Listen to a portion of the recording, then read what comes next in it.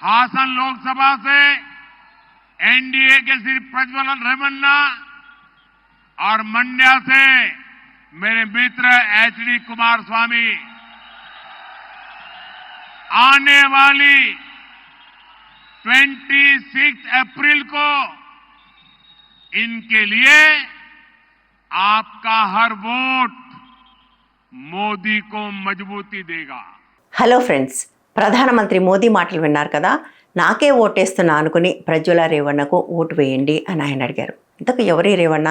ప్రస్తుతం దేశాన్ని కుదిపేస్తున్న సెక్స్ స్కాండల్కు ఈయన సూత్రధారుడు. ఆయన మాజీ ప్రధానమంత్రి దేవెగౌడకు మనవడు, కర్ణాటక మాజీ ముఖ్యమంత్రి కుమారస్వామికి అన్న కొడుకు, గతంలో మంత్రిగా పనిచేసిన హెచ్డి రేవణ్ణకు కొడుకు. తండ్రి కొడుకులిద్దరూ లైంగిక దాడుల ఆరోపణలు ఎదుర్కొంటున్నారు. హసన్ నియోజకవర్గం ఈ కుటుంబానికి చాలా స్ట్రాంగ్ హోల్డ్ ఉన్న ప్రాంతం కూడా. అక్కడి నుంచి రేవణ్ణ ఎన్డీఏ క్యాండిడేట్గా మొన్న ఎలక్షన్లో నిలబడ్డాడు. ఏప్రిల్ 26న ఈ ఎలక్షన్ అయిపోయింది. ఎన్నిక జరగటానికి కొద్ది రోజుల ముందు రేవణ్ణ ఇన్వాల్వ్ అయిన లైంగిక దాడులకు సంబంధించిన కొన్ని వీడియోలు బయటకు వచ్చాయి. కొన్ని వీడియోలు కాదు, స్పెసిఫిక్గా చెప్పాలంటే 2976 వీడియోలతో కూడిన ఒక పెన్ డ్రైవ్ బయటకు వచ్చింది. ఆ వీడియోలన్నీ నెమ్మదిగా బయటకు రావటం మొదలయ్యాయి. కానీ ఎన్నికలు అయిపోయిన తర్వాత అది ఒక్కసారిగా విస్ఫోటనం చెందింది. అది విస్ఫోటనం చెందగానే రేవణ్ణ దేశం నుంచి జంప్ చేసేశాడు. ఆయన యూరోప్ వెళ్ళాడని తెలుసు, కానీ జర్మనీలో ఉన్నాడా, ఫ్రాన్స్లో ఉన్నాడా ఇప్పటికైతే మనకు తెలీదు. 2976 ఈ సంఖ్య చూస్తేనే మనకు అర్థమవుతుంది ఇది ఒక్కరోజు జరిగింది కాదు, కొన్ని సంవత్సరాలుగా జరుగుతూ ఉన్నది అని. ఇంత చేస్తే రేవణ్ణ వయసు ఎంత? కేవలం 33 సంవత్సరాలు. ఇటువంటి పనులు అతను కనీసం ఒక 10 ఏళ్ల నుంచి చేస్తున్నాడనేది ఈ నంబర్ చూస్తే మనకు అర్థమవుతుంది. ఇతను 2019లో ఎంపీగా ఎన్నికయ్యాడు. అంటే ఇతను ఎంపీగా ఎన్నికవడానికి చాలా ముందు నుంచే ఇటువంటి పనులన్నీ చేస్తున్నాడు. ఇంతకీ ఈ వీడియోలో ఉన్న వేలాది మంది స్త్రీలు ఎవరు? అందరూ కూడా ఆయన చుట్టూ ఉన్న వాళ్ళ కుటుంబాల్లో వాళ్ళు, వాళ్ళ ప్రాబల్యంలో ఉన్నవాళ్ళు. అంటే వాళ్ళకు సన్నిహితులైన లేదా వాళ్ళకి తెలిసిన అధికారులకు సంబంధించిన వాళ్ళు, వాళ్ళకి రాజకీయంగా కొలీగ్స్గా ఉన్నవాళ్ళు, స్థానిక సంస్థల ప్రజాప్రతినిధులు, ఇటువంటి అనేక మంది, అంటే తనకు తెలిసిన కుటుంబాలకు సంబంధించిన అనేక మంది స్త్రీల మీద ఆయన లైంగిక దాడులు చేశాడు.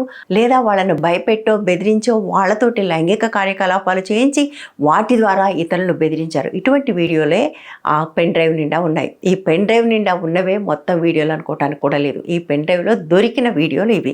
అసలు ఇంతకీ పెన్ డ్రైవ్లోకి ఈ వీడియోలు ఎట్లా వచ్చాయి, ఎక్కడి నుంచి వచ్చాయి అనేది ఒక పెద్ద ప్రశ్న.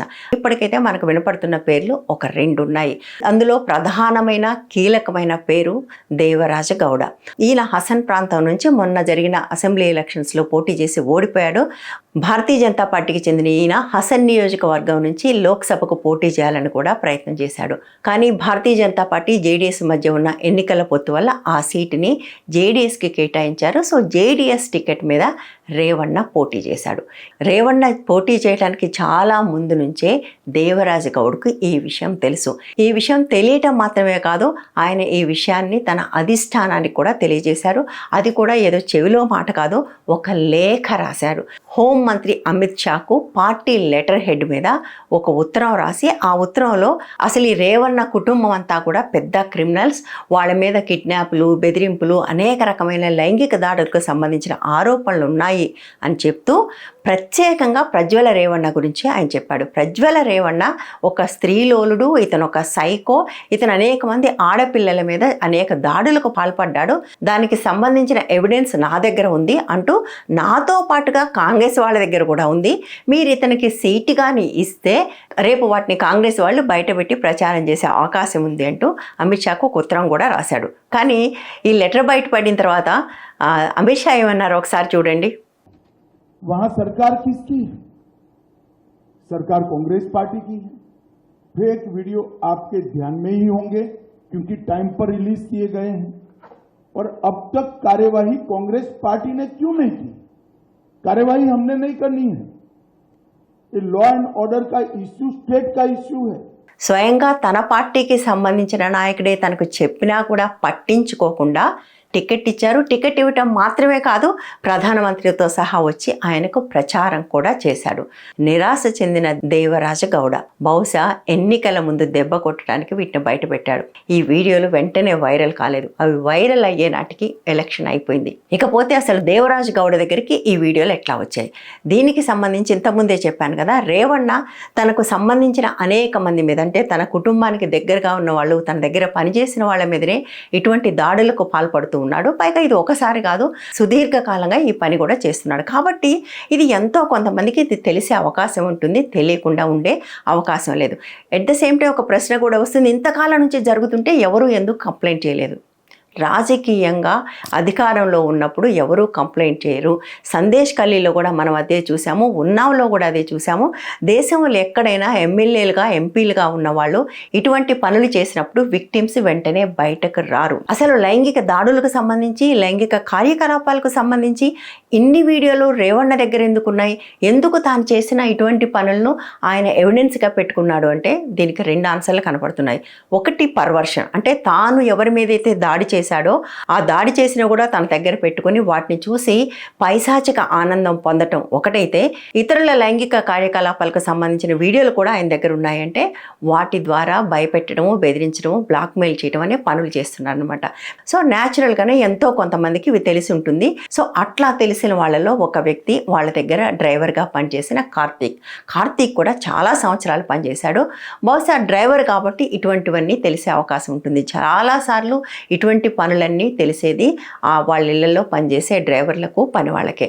ఈ కార్తీక్ అనే వ్యక్తి వాళ్ళ దగ్గర చాలా కాలం పనిచేసినప్పటికీ కూడా వాళ్ళ భూమికి సంబంధించిన వివాదంలో వాళ్లకు అన్యాయం చేసినందువల్ల రేవಣ್ಣ దగ్గర ఉన్న వీడియోలన్నింటినీ ఒక పెన్ డ్రైవ్లో తీసుకుని బయటకు వచ్చాడు.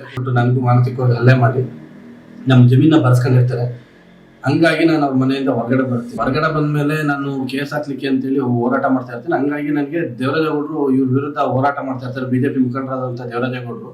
ಅವ್ರ ಕೇಸ್ ನಡೀತಾ ಮತ್ತೆ ಇವ್ರು ಏನ್ ಮಾಡ್ತಾರೆ ಅಂದ್ರೆ ಮತ್ತೆ ನಾನು ಕರೆಸ್ಕೊಂಡು ನಿನ್ಗೆ ಕೋರ್ಟಲ್ಲಿ ಹೋರಾಟ ಮಾಡಿದ್ರೆ ನಿನ್ಗೆ ಏನು ನ್ಯಾಯ ಸಿಗಲ್ಲ, ಜನಗಳಿಗೆ ತಿಳಿಸ್ಬೇಕು ಅಂತ ಹೇಳ್ಬಿಟ್ಟು ಕರ್ಕೊಂಡ್ಬಂದು ಮೀಡಿಯಾದಲ್ಲಿ ನಾನು ಎಲ್ಲಾ ರೀತಿ ಸ್ಟೇಟ್ಮೆಂಟ್ ಎಲ್ಲಾ ಮೀಡಿಯಾದಲ್ಲೂ ಕೊಡಿಸ್ತಾರೆ. ಮತ್ತೆ ನನ್ನ ಜೊತೆ ನಿಂತ್ಕೊಂಡು ಅದೇ ಬಿಜೆಪಿ ದೇವರಾಜೇಗೌಡರು ನನ್ನ ಜೊತೆ ನಿಂತ್ಕೊಂಡು ಅವರು ಸ್ಟೇಟ್ಮೆಂಟ್ ಸಹಿತ ಕೊಡ್ತಾರೆ. వెంటనే ప్రజ్వల్ రేవಣ್ణ కోర్టుకు వెళ్ళి గ్యాగ్ ఆర్డర్ తెచ్చుకున్నాడు. తనకు పరువు నష్టం కలిగించే, తను నెగిటివ్గా చూపించే ఏ వీడియోలో కూడా ఈ మీడియా సంస్థలు విడుదల చేయకూడదంటూ దాదాపుగా 250 మీడియా సంస్థలకు వ్యతిరేకంగా ఆయన ఈ గ్యాగ్ ఆర్డర్ తెచ్చుకున్నాడు. రాజకీయ నాయకులు చేసే దుర్మార్గాలు ఏవి బయటకు వచ్చినా కూడా వాటిని రానివ్వకుండా చేయడానికి కోర్టుకు వెళ్ళి గ్యాగ్ ఆర్డర్స్ తెచ్చుకోవటం అనేది కర్ణాటకలో ఒక కామన్గా మారిపోయింది. కనీసం 600 గ్యాగ్ ఆర్డర్స్ ఉన్నాయి. అటువంటి ఒక్కొక్క పత్రిక మీద 100-150 గ్యాగ్ ఆర్డర్లు కూడా ఉన్నాయంటే వాళ్ళు చేసిన ఏదైనా దుర్మార్గం బయటకు వస్తే దాన్ని రాయకుండా ఉండటానికి పత్రికల మీద గ్యాగ్ ఆర్డర్స్ తెచ్చుకోవడం. ఈ గ్యాగ్ ఆర్డర్స్లో కూడా అత్యధిక భాగం ఎవరు తెచ్చుకున్నారో తెలుసా? చూడండి, భారతీయ జనతా పార్టీ. అంటే భారతీయ జనతా పార్టీ నాయకులకు సంబంధించిన అవినీతి, దుర్మార్గాలే ఈ మధ్యకాలంలో చాలాసార్లు మీడియా బయట పెట్టడానికి ప్రయత్నం చేసింది. కానీ వాటన్నిటినీ కూడా వాళ్ళు గ్యాగ్ ఆర్డర్స్తో బయటకు రాకుండా చేశారు అనేది మనకు అర్థమవుతుంది. సో ఇక్కడ పని కాకపోవడంతో కార్తీక్ ఈ వీడియోలు తీసుకుని దేవరాజ గౌడ దగ్గరికి వెళ్ళాడు. తనకు అన్యాయం జరిగింది, తనకు ఎలాగైనా న్యాయం చేయండి, ఈ అవసరమైతే ఈ వీడియోలు వాడండి అంటే తప్పకుండా ఈ వీడియోలు తీసుకుని నీకు న్యాయం చేస్తాను అని చెప్పి ఆ తర్వాత ఆయన చేసిన పని ఏంటంటే అధిష్టానానికి లెటర్ రాయటం. అయినా సరే సీట్ ఇవ్వటం, దానికి మోదీ కూడా వచ్చి ప్రచారం చేయడం, ఇవన్నీ చూసి బహుశా ఆయనకి ఎక్కడో ఖాళీ ఉండాలి, అందుకే వీటిని సరిగ్గా ఎన్నికల ముందు బయటపెట్టాడు. ఎన్నికల ముందు బయటపెడితే ఇతను ఎన్నికల్లో ఓడిపోతాడని అతను ఊహించాడు. ఎట్ ద సేమ్ టైం ఆయన బయట పెట్టానని చెప్పడానికి సిద్ధంగా లేడు. ఆయన నేను పెట్టలేదు, కాంగ్రెస్ వాళ్ళు పెట్టారు అంటున్నాడు. బట్ ఎవరైతే ఈ వీడియోలో సంపాదించి దేవరాజ్ గౌడ్కి ఇచ్చాడో అతను మాత్రం ఖచ్చితంగా చెప్తున్నాడు, నేను దేవరాజ్ గౌడ్కి తప్ప ఇంకెవ్వరికి ఇవ్వలేదు. ಮತ್ತೆ ಅವರ ಈ ಪೆನ್ ಡ್ರೈವ್ ನ ಕಾರ್ತಿಕ್ ಬಂದ್ಬಿಟ್ಟು ನನಗೆ ಕೊಟ್ಟ, ಮತ್ತೆ ನಾನು ಬರೋಕ್ಕಿಂತ ಮುಂಚೆನೆ ಕಾಂಗ್ರೆಸ್ ಮುಖಂಡರಿಗೆಲ್ಲ ಕೊಟ್ಟಿದ್ದೀನಿ ಅಂತ ಹೇಳ್ಬಿಟ್ಟು ಸುಳ್ಳು ಅಪಾದನೆಲ್ಲ ಮಾಡ್ತಾವ್ರೆ.